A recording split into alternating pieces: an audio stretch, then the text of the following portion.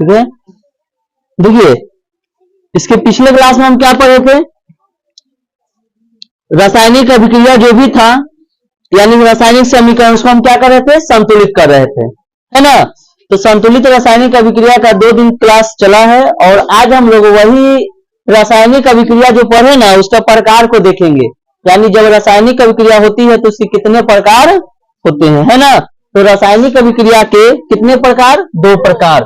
सबसे पहला उष्माक्षेपी, बात समझिएगा, उष्माक्षेपी। इसके कहने का मतलब है कि उष्माक्षेपी का मतलब उष्माक्षेपी यानी उष्मा निकलना, उष्मा का ह्रास होना, यानी जब अभिक्रिया होगा ना तो उष्मा क्या होगा, निकलेगा, और जब उष्मा निकलेगा वैसे अभिक्रिया को हम क्या कह सकते हैं, उष्माक्षेपी अभिक्रिया। हम इस डेफिनेशन को एक और तरीका से जो हम लिखवाए हैं, ये क्या लिखवाए हैं कि जिन अभिक्रिया में अगर कोई अभिक्रिया हो रहा है उन अभिक्रिया में उत्पाद मतलब किसको कहते हैं, प्रतिफल को। जो देखिए इधर अभिकारक है, इधर को हम प्रतिफल कह सकते हैं या उत्पाद भी बोल सकते हैं। तो अगर जिन अभिक्रिया हो रहा है कोई अभिक्रिया, उसमें उत्पाद के निर्माण के साथ साथ उष्मा का भी उत्सर्जन होता है। बात समझिएगा, उष्माक्षेपी अभिक्रिया में, इस अभिक्रिया के अंतर्गत, इस अभिक्रिया में उत्पाद के निर्माण जब होगा ना, ये उत्पाद का निर्माण हो रहा है तो उत्पाद के निर्माण के साथ साथ इसमें क्या निकलेगा, उष्मा का उत्सर्जन। अब बात समझिए, जिस अभिक्रिया में उष्मा का उत्सर्जन होता है वैसे अभिक्रिया को हम उष्माक्षेपी अभिक्रिया कहते हैं। फिर से एक बार, जिस अभिक्रिया में उष्मा का उत्सर्जन होता है वैसे अभिक्रिया को हम क्या कहते हैं, उष्माक्षेपी अभिक्रिया कहते हैं। यानी उष्मा का निकलना क्या कहलाएगा, उष्माक्षेपी अभिक्रिया। अरे बात समझ में। देखिए जैसे प्राकृतिक गैस, ये उष्मा जब निकलता है ना उसी से ये बनता है प्राकृतिक गैस। जैसे CH4 मीथेन का सूत्र है ना। तो CH4 जी जो दिया है ना क्वेश्चन में, गैसीय फॉर्म में है। किस फॉर्म में है, गैसीय। याद रखिएगा, जी रहेगा जहां ना वो गैसीय फॉर्म में रहेगा, AQ जहां लिखा रहेगा वो लिक्विड फॉर्म में रहेगा, S जहां लिखा रहेगा वो सॉलिड फॉर्म में रहेगा यानी ठोस में रहेगा, है ना, ठोस द्रव। देखिए कोई भी पदार्थ जो है वो तीनों रूप में रह सकता है, या तो सॉलिड के रूप में एस जिसको संकेत से बोलेंगे, या लिक्विड के रूप में AQ बोलेंगे, या गैसीय फॉर्म में जिसको हम जी बोलेंगे, है ना। तो ये सब क्या कौन सा फॉर्म में है, गैसीय फॉर्म में। तो देखिए CH4 मीथेन को जब हम जलाएंगे ऑक्सीजन की उपस्थिति में यानी वायुमंडल में जब हम जलाएंगे तो क्या बनेगा, कार्बन डाइऑक्साइड और बनेगा जल। इसके साथ साथ में क्या देगा, उष्मा, यानी उष्मा का निष्कर्षण हो रहा है यानी उष्मा निकल रहा है। तो वैसी अभिक्रिया जिसमें उष्मा का निष्कर्षण होता है यानी निकलता है उसको क्या कहते हैं हम, उष्माक्षेपी अभिक्रिया। और ये बात समझ में आ गया। दूसरा है उष्माशोषी। उष्माशोषी का मतलब उष्मा को लेना, उसको शोषना, है ना। तो देखिए जिन अभिक्रिया के अभिकारकों को, देखिए कोई अभिक्रिया है और उसके जो अभिकारक है ना उसको तोड़ने के लिए, किसको, अभिकारक को तोड़ने के लिए क्या क्या चाहिए। देखिए कोई भी पदार्थ है उसको तोड़ने के लिए या तो आपको उष्मा चाहिए। अब लोहा को ले लेते हैं, लोहा को तोड़ने के लिए कैसे तोड़ेंगे, उष्मा से ही तोड़ेंगे ना, गर्म करके। लोहा को ऐसे तोड़ेंगे टूटेगा, गर्म कर देंगे तो टूट जाता है। उष्मा चाहिए, प्रकाश चाहिए और विद्युत ऊर्जा की आवश्यकता होती है। जैसे CaCO3 यानी कैल्शियम कार्बोनेट, ये कैल्शियम कार्बोनेट ये क्या है, इधर अभिकारक है या प्रतिफल है, अभिकारक है। इस अभिकारक में जब हम उष्मा देंगे तो डिफिनेशन ही क्या है कि अभिक्रिया में अभिकारकों को तोड़ने के लिए, ये अभिकारक को तोड़ने के लिए क्या चाहिए, उष्मा, या तो प्रकाश या तो इसको हम क्या दे रहे हैं, उष्मा। जब उष्मा हम दे रहे हैं तो क्या बन रहा है, CaO यानी कैल्शियम ऑक्साइड और कार्बन डाइऑक्साइड। इसको तोड़ने के लिए हमें क्या चाहिए, उष्मा। तो जिसे तोड़ने के लिए उष्मा की जरूरत होती है वो उष्मा शोषी अभिक्रिया।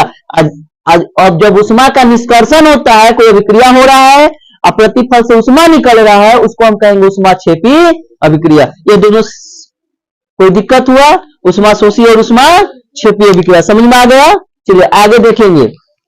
देखिए आप लोग को ज्यादातर ध्यान वहां पर नहीं होना चाहिए, आप अरे वो तो आपका समझो, आप जैसे पढ़ रहे वहां पे पढ़ाई हो रहा है उसका भी, वो अपना बेचारा खड़ा है ना। थोड़ा सा जिसको ऑपरेटर बना वो कभी कभी देख सकता है। देखिए आप लोग को फोकस यहाँ पे होना चाहिए, हम जो समझा रहे हैं ना तो वो चीज देखना चाहिए और समझना चाहिए, और हमें ना लगता है कि इससे बेहतर और हम समझा सकते हैं जितना अच्छा से हम समझा रहे हैं इसको, है ना।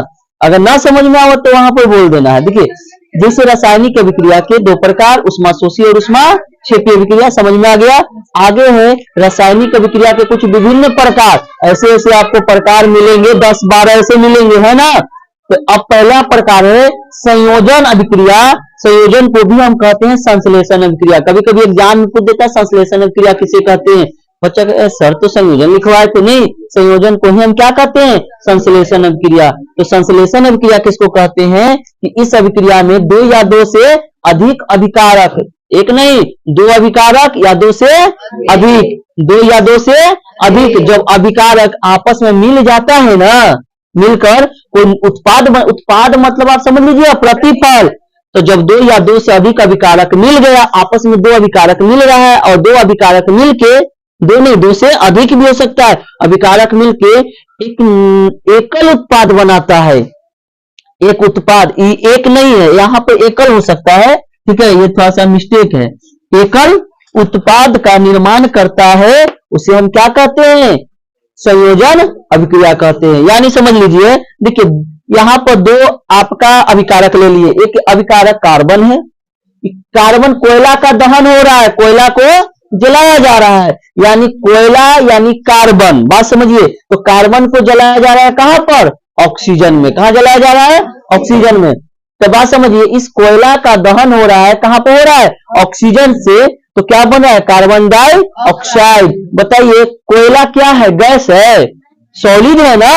हम क्या लिखे, एस लिखे, जहां लिक्विड फॉर्म होगा वहां क्या लिखाएगा, चला लिक्विड फॉर्म AQ, और जहां पर गैसीय फॉर्म होगा वो G। तो कार्बन डाइऑक्साइड एक प्रकार का गैस है, जब हम कोयला को जलाएंगे तो क्या निकलता है, कार्बन डाई धुआं के रूप में निकलता है ना, उससे जो गैस निकल रहा है वो क्या निकल रहा है, कार्बन डाइऑक्साइड गैस निकल रहा है। चलिए ठीक है, यहां देखेंगे इसमें क्या कह रहा है कि दूसरा है कि वियोजन अभिक्रिया। क्या है, वियोजन।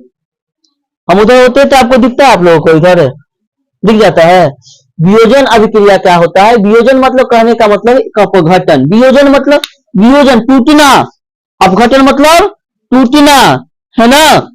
तो अभिक्रिया यह क्या है कि यह एक अभिक्रिया है जो टूटकर एक बड़ा सा अभिकारक ले लेते हैं, जटिल सा, और जब वो टूटेगा तो वियोजन अभिक्रिया होगा। बहुत सारे अभिकारक ले लेते हैं छोटा छोटा, और जब वो जुटेगा तो एकल उत्पाद बनाएगा जो कि संयोजन अभिक्रिया होगा, ठीक है। तो इसमें क्या होता है, देखिए जस्ट इसका अपोजिट है, ये दो पदार्थ या दो से अधिक पदार्थ जुट रहा है, क्या बना रहा है, एकल।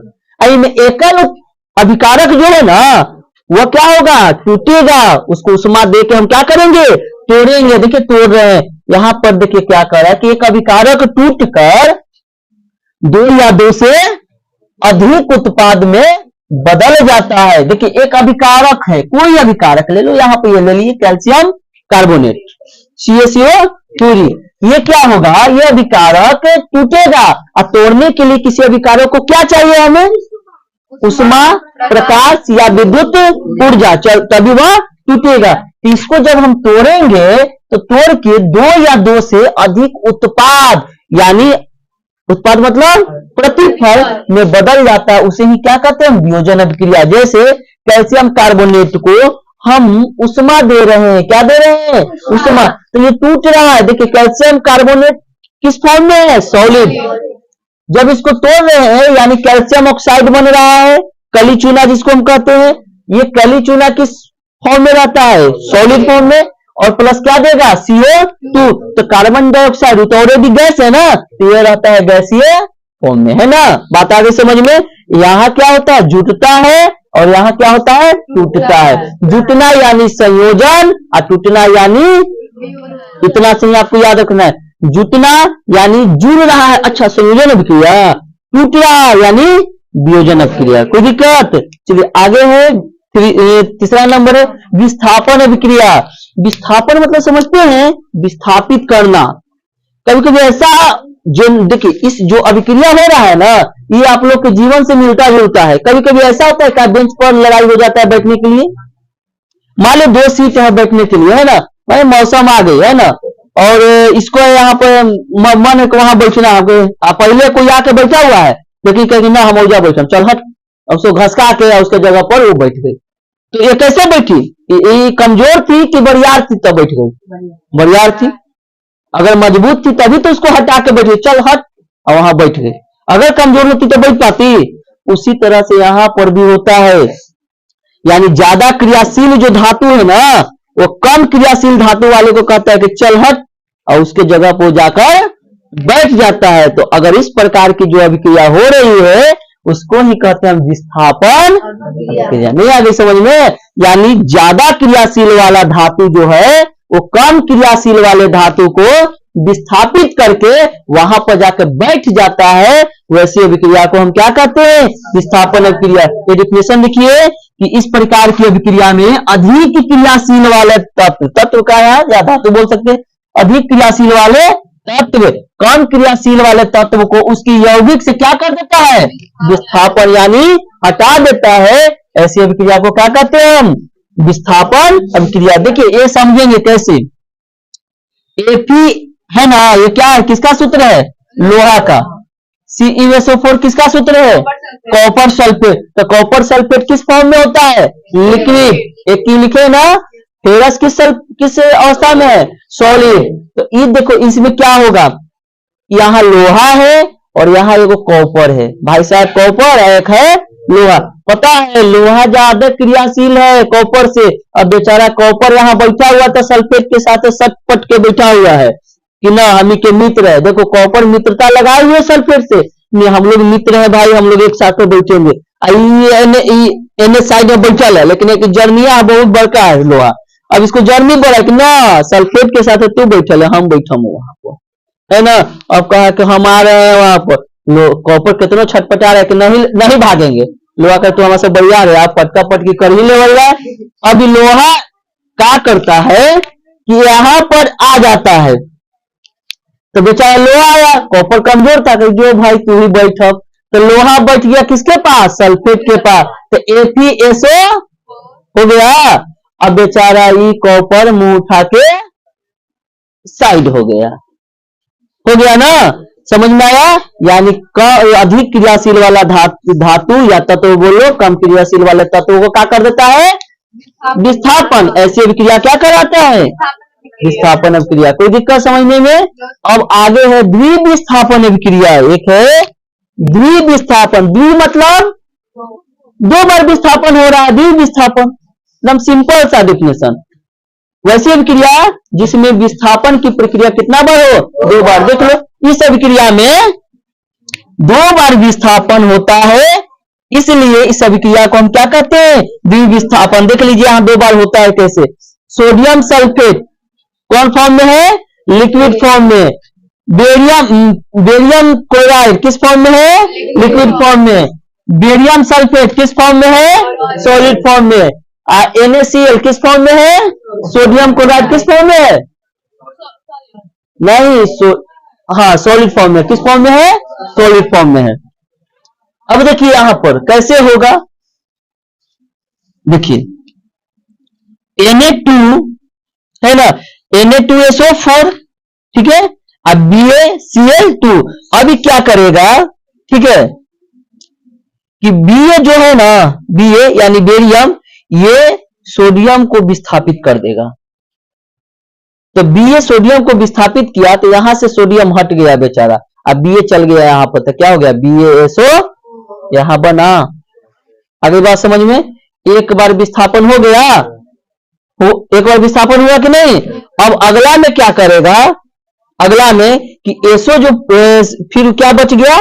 क्लोरीन और सोडियम।